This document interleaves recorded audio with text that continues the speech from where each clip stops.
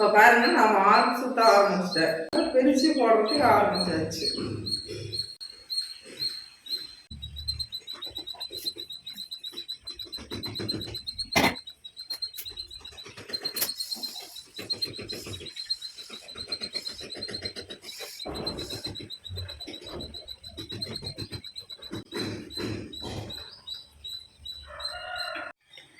எவ்வளோ நேரம் ஆகும் டீ சாப்பிட்டாச்சு?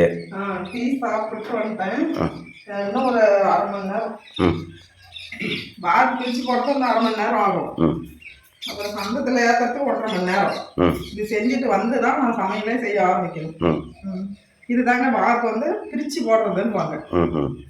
பாருக்கு வந்து உருண்டையாக கொடுத்துருவாங்க. அதை வந்து நம்ம கீழே போட்டு எல்லாம் ரெடி பண்ணி இதில் எடுத்து மாட்டி ஒவ்வொரு கலரா இதை அணி வந்து இந்த மாதிரி அணி போட்டிருப்பாங்க.